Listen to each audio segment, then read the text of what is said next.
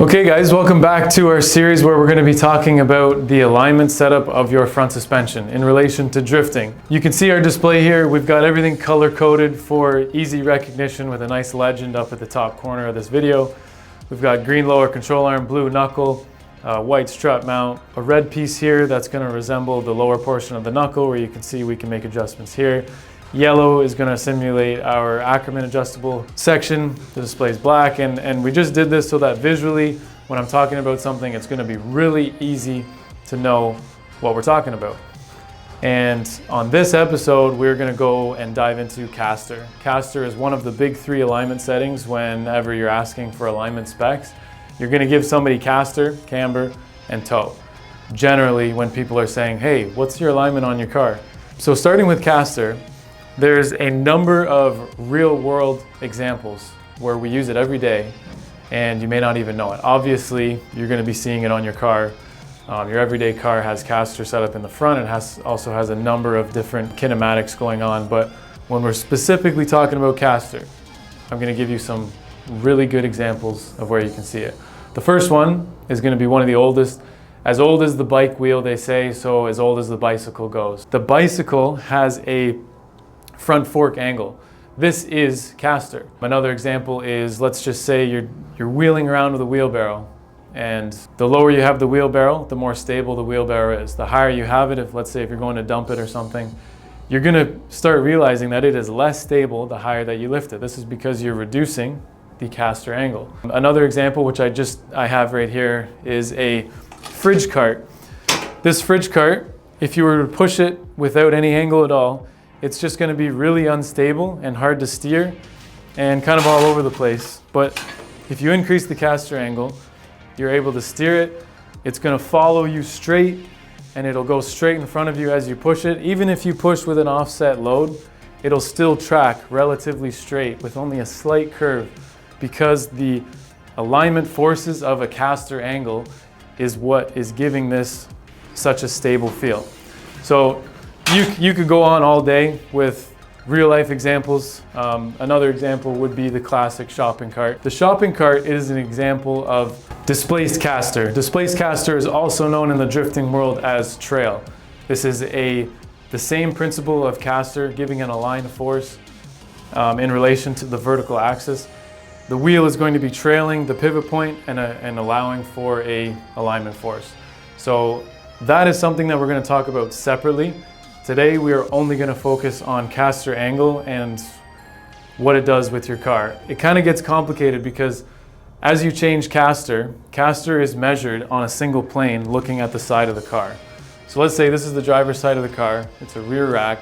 We're looking at this plane and you can see this is our caster angle. Cars are not built on planes. There are dynamic forces. There's camber, there's KPI, there's all kinds of things going on.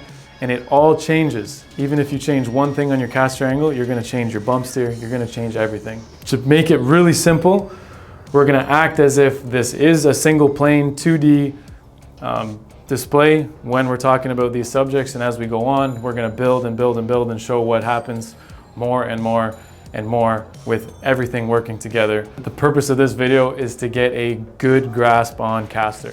So by definition, caster is the angle of the steering axis in relation to the vertical axis. You can have positive caster, you can have negative caster, you can have displacement caster, and all of this is measured off of the single axis that runs straight up and down here. So if this is 0, or as some people would say 90 vertical, however you understand it is how you can think of it.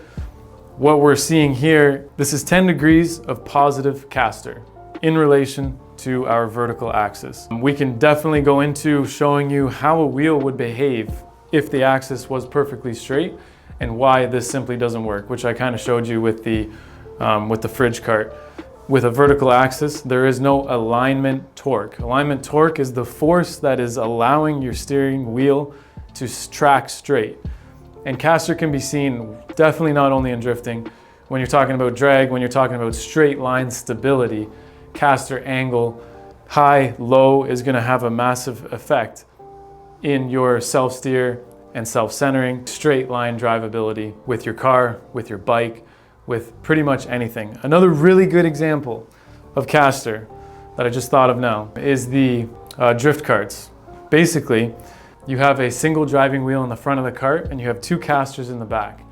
These casters have both displacement caster or trail and regular negative caster. The cool part is when you pull the handbrake on these carts, I actually don't own one, I haven't seen one, I'm strictly just basing this off of my understanding, so I'm 99% sure this is how it works. As you pull the drift handle, the e-brake handle, the caster angle goes from a negative rake of, let's say it's 10 degrees, and it squares it out to 0. Once the caster angle is changed from 10 negative to 0, these casters are now able to track freely whenever you're turning the drift wheel. So when you turn the drift wheel to steer and you pull that handbrake and these casters go from negative caster, which is keeping it driving straight, and goes to flat and just uses the displacement caster or trail, these wheels will then follow exactly what the front wheel is doing with almost no straight line resistance. And then as soon as you let the handbrake back down, you're now gonna have that straight line stability again. I'm gonna say that's probably 100% right. I haven't looked at it, but that's what it is. So I'm gonna look at it after this video. And if it's wrong, then you won't see it in the video, but I'm pretty sure it's right. So yeah, that's a really good example of how those two are going hand in hand with each other. And it can also show you how using one and the other is going to give you different effects, especially when it comes to self-steer, stability, and all those great things. So without further ado, let's go and manipulate this jig to adjust some caster settings.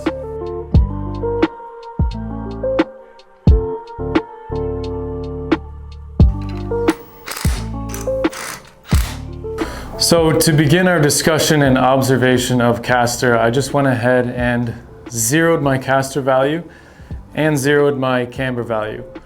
So before we talk about anything, I need to eliminate all of the other factors. I need to take the camber out of the wheel, I need to take the KPI out of the wheel, and I need to zero out the caster so that we can watch what only the caster is going to do on this car. Then we will start to add the other elements so that you can see dynamically what this is doing on each axis. So let's start by just lengthening this to reduce our KPI to 0. I've already went ahead and squared my wheel to 0 camber. The caster, as you can see, is already at 0 or 90 degrees vertical. So yeah, watch me do that in like fast motion or something.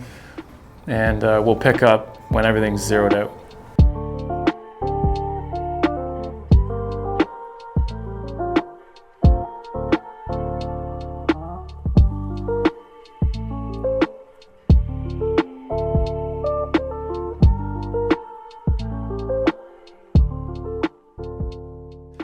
Okay, so I'm glad I made this jig capable of zeroing out every single feature because it looks crazy.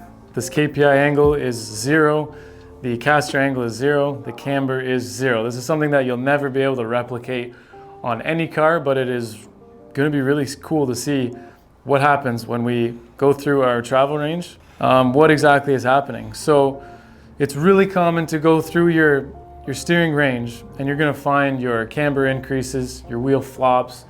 Depending on the chassis, different things happen. Generally what you want to happen in terms of, like, let's say grip driving, when you have caster and when you have KPI, when you turn, the outside wheel is going to gain camber as you turn through your travel range. What this is doing is that because there's more weight loading up on the outside wheel when you're cornering, gaining camber is beneficial because it's going to give the tire a much better load aspect to the pavement. This is just grip driving 101 when talking about caster and camber. But in terms of drifting, let's see what's happening throughout our travel range, which isn't much when everything's zeroed out. So if you want to come and look over here right beside the knuckle in this area, you're going to notice that through our travel range, there's absolutely zero change in height relation between the tie rod and the outer ball joint. This is crazy. This is something that you will never see on a car because these points are always, as you come in on your lead wheel, this is going to be down, because of your caster and your KPI angle, and on your trail wheel, this is going to be up. So let's simulate that by adding a few degrees of casters. And we are going to move the lower control arm mounts this way, and that is going to effectively give us a positive caster setting. We just loosen these, move the entire assembly. You can do adjustments with the arm and you can change this, but this was the fastest way to do it. We're going to now be able to demonstrate what's happening with the height relation between the ball joint and the tie rods. Right off the bat, you can see as we increase caster and the knuckle gains caster, the tie rod pickup point is going down. This is what happens when you increase your caster. This is what happens when your buddy has 7 degrees. You want more self-steer, so you increase it to 9 degrees. You guys are gonna have different problems. You at 9 degrees are gonna have, let's say, more bump steer than your friend at 7 degrees. This is because of the relation between the outer ball joint and the tie rod has now changed. So throughout the travel range, there is change with the relation, but it is minimal. Only because our KPI angle is still 0. That is this line drawn through this ball joint to this ball joint. But let's see something interesting where we check the actual angle of the wheel. Right now it's reading 89.7 degrees. With this, I would say this is plus or minus maybe 0.5 degrees, so we're gonna call this 90. When we rotate the wheel to full lock and put it back on, we're getting an angle of 81 degrees. This is a perfect example of demonstrating how caster turns into camber at full lock. People say this all the time. Some people grasp it immediately. Other people have no idea what you're saying. So to explain it in layman's terms or with this really simple demonstration, your caster angle is from a side plane and your wheel is pointing straight. So your wheel is also on the side plane. As you rotate the axis, the plane of the wheel rotates.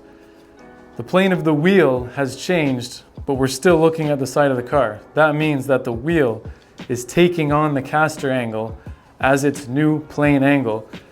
And let's say we had 9 degrees of caster at full lock, you're gonna have nearly 9 degrees of camber. This is what's changing on your lead wheel when you have these settings adjusted. And that was a really simple example of it. And then on the opposite effect on your trail wheel, we're gonna put this on and we see an angle of 81.6. Almost identical to the lead wheel. And now we're looking at the trail wheel. It is the exact same principle. Because our caster angle is raked back at a positive, we didn't actually check, but I do have a nice flat spot here. It is exactly 10 degrees back. So at full lock this way, this could be called, we're at about 70 degrees of angle. You're seeing an 8-degree change in your camber on the lead, and you're seeing an 8-degree change in your camber on the trail. This one is a negative increase. So we're going from 0 degrees camber to -8. And then from here, we're going from 0 degrees camber to +8 degrees. Descriptive than that, than showing you firsthand exactly what's happening when you increase this. We could make this absolutely extreme. I'll just adjust this. Let's say we're gonna give this caster, we're gonna put it at like 20 degrees, something that you'll never see on a car. Cars are typically run anywhere between 4.5 and 9 degrees would be like standard. Anything under that would be considered low. Maybe they're counteracting that with a little bit of trail and so on. But generally you're gonna see cars between 4.5 and 9 degrees of caster, plus or minus a bit on either end. So let's put this to like 20 degrees of caster, because visually you will really be able to see when you over exaggerate any aspect of anything, you can see it visually much better. So let's jump it to 20 degrees. Okay, so we're back with our massive increase in caster. We're still at 89.5 degrees, relatively 0. And you can come over here and get a good look at how much different our tie rod to control arm offset is. This is exactly what's happening when you adjust caster. This is just an extreme case where visually you can really see it. And as you articulate, you can really see what's happening with the height offset relation between your ball joint and your tie rod. So with that, let's go back to the front. We'll measure what this is at. I just kind of picked an extreme angle and we're picking up 65, 64 degrees. So subtracted from 90, we're sitting at 26 degrees of caster.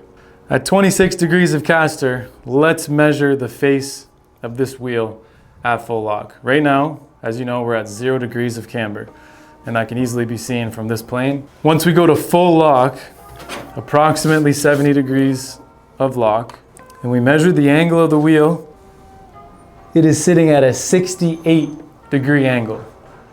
So 22 degrees of camber gain as you articulate the wheel. And then vice versa, this is going to be relatively the same.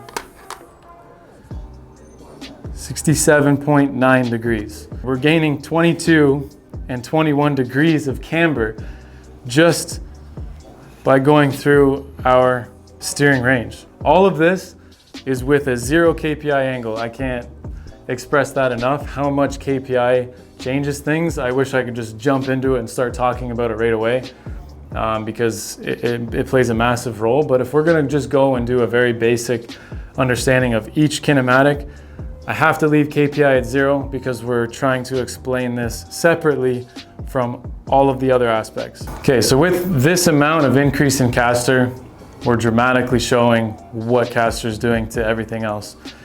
As you increase caster, it's dropping your outer tie rod in relation to the control arm ball joint. And what this is creating is a significant amount of bump steer. Now, some angle kits come with, like for our kit example, has a preset caster range. So when you set up the kit within that range, there will be no bump steer.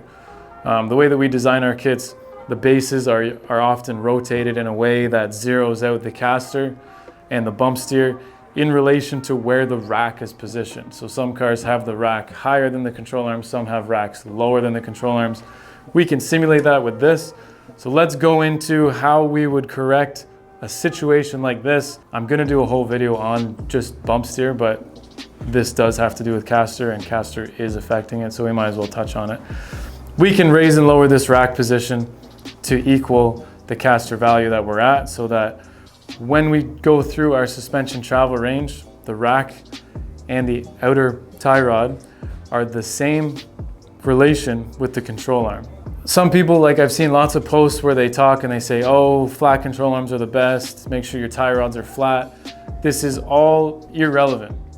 Really, it's all irrelevant in terms of what you're actually trying to do. Tie rod length, if you put rack spacers on your steering rack, this changes the pivot point significantly by widening the width of the rack, and it's going to put the rack width wider than the control arm mounting points, which is going to cause a minuscule amount of bump steer. I shouldn't really be talking about this because it's all bump steer, but anyways, to fix this, some kits have, you can either put shims above or below, or the misalignment spacers are offset so that you could flip them. We do with our kits allow the Ackerman plates, when you install them, one is installed underneath this plate and the other one is installed underneath this plate.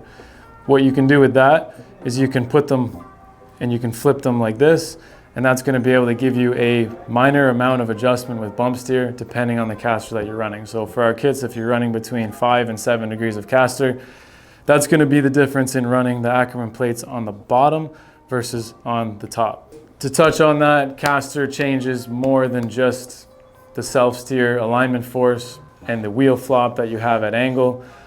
Caster is also going to significantly increase jacking. As going on your lead wheel, you're going to be lifting the weight of the car on this side, and the whole weight of the car is going to be running on the outside of your wheel.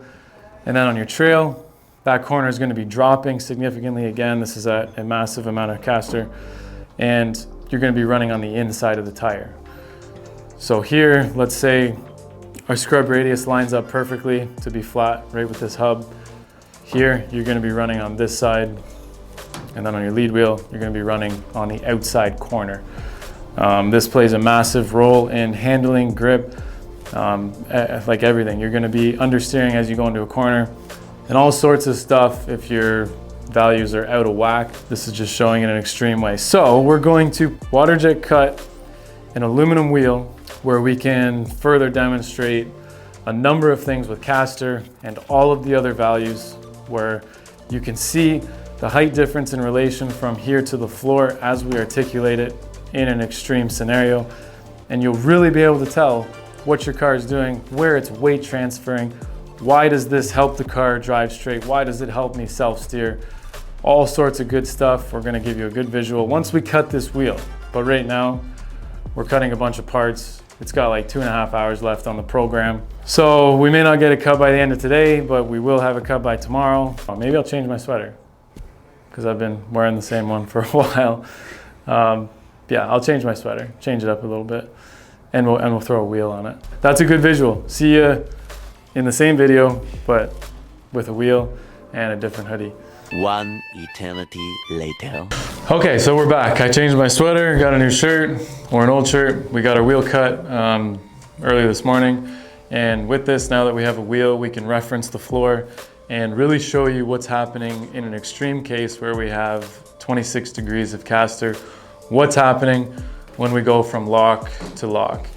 So first off, I'm just gonna take a quick measurement. These are not exact, these are not precise, but at this amount of caster, it's gonna be super easy to see what's going on. So we're gonna measure to the bottom of the wheel, reading 44 inches. Sorry if you're metric, I'm just using an imperial tape measure here. 44 inches. We turn the wheel. This would be the lead wheel in the drift car. You can really see that wheel flop, the camber gain, and we're gonna measure the height of the wheel to the ground is now 43. Now this isn't even a good example because the wheel's width would also lower the point even further. If this was a 9-inch wide wheel and you put a square here and measured over, you'd probably be reading somewhere around 40 to 41 inches where the outside of the tire would actually be contacting the ground. This is creating an effect called weight jacking. Weight jacking can be easily seen just as you saw there, where as you turn, the wheel is actually moving down on this jig, but it would be lifting up the chassis.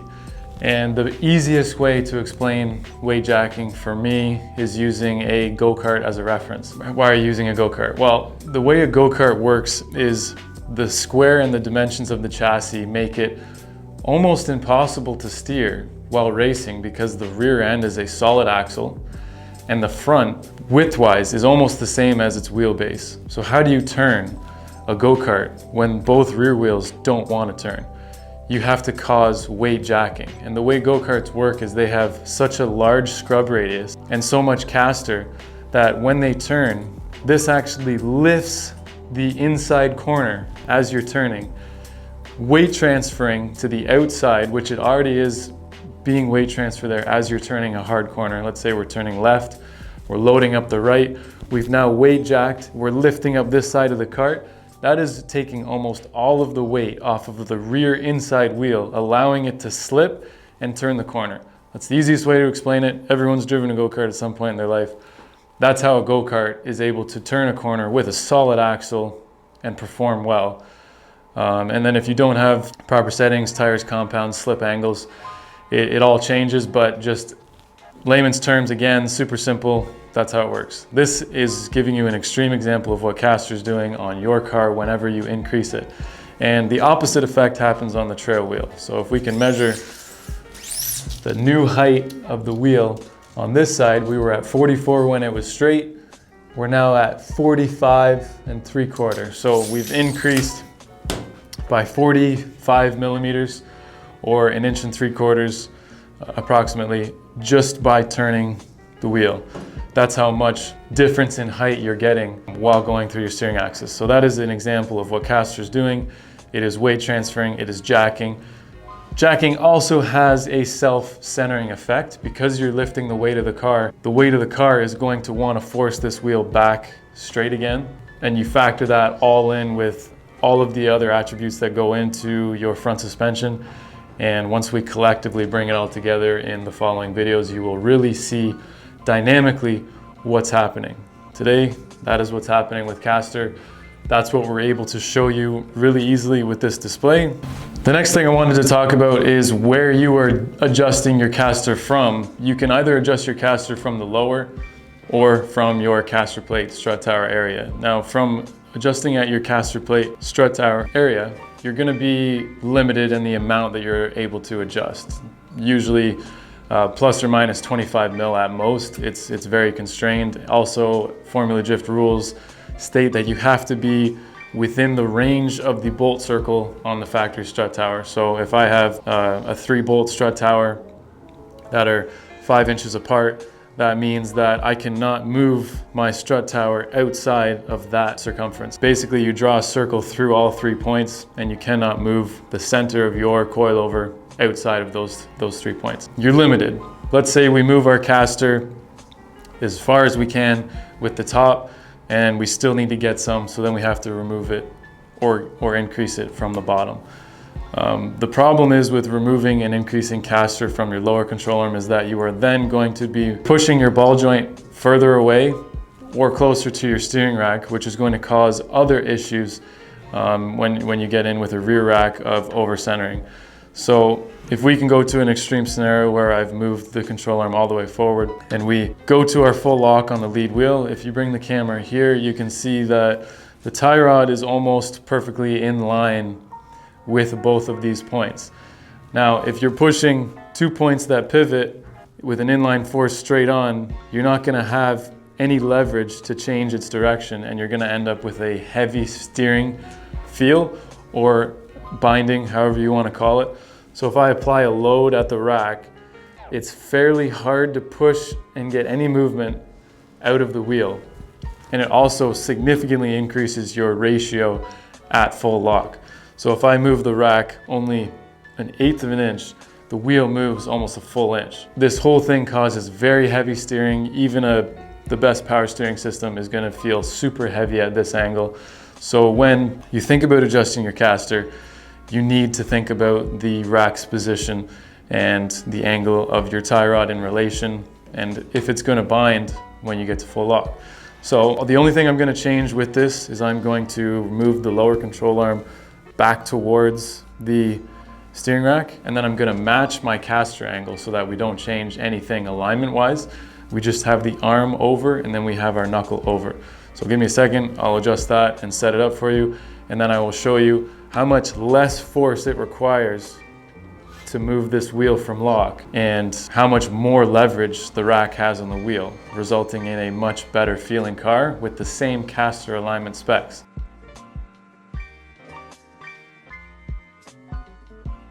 Okay, we're at the same extreme caster angle that we had before, but this time when we look at our range of motion, you can see that the control arm is much closer to the tie rod. This would be an example of getting our caster from the top rather than from the control arm, leaving the control arm where it was, come in line with the knuckle here. We are at the same amount of angle, and you can see that there is a significant difference in leverage here. So if I apply a load on the end of my steering rack, it is much easier to get it to come out of lock. And with a 1/4 inch of movement, it is going to move significantly less, so the ratio is much better. You have much more leverage on the wheel. It's not going to get stuck at this point on the chassis where when you fall the lock and it's really hard to bring it back, this won't do that if this was set up on a car, because we are not over centering the tie rod. This is just a really basic example of if your buddy has an over centering problem and you don't, but you guys have the same alignment specs, there's a good chance that you got your caster from your upper control arm and he got his caster from his lower control arm, or vice versa, and that may be the only difference. It's just that simple. Like there's so many different ways in setting up a chassis and having it perform differently. So take a look at your chassis. These are all angles that you can see on your own car, and realize that if something's over centering or something's binding, that there is a reason for it. It is not just my kit isn't good or my car isn't good, there's always a reason. So this is without a doubt the best visual that I can provide. And that's all I have for you today on Caster. Basically, I'm working between doing these videos and then going right back to work and responding to your messages, designing more kits, and I'm super busy. So doing these videos, I am just completely going off of the top of my head and what I have experienced when designing these products. And my understanding, it's really strange how when you go to explain something to somebody, there's a loss in translation.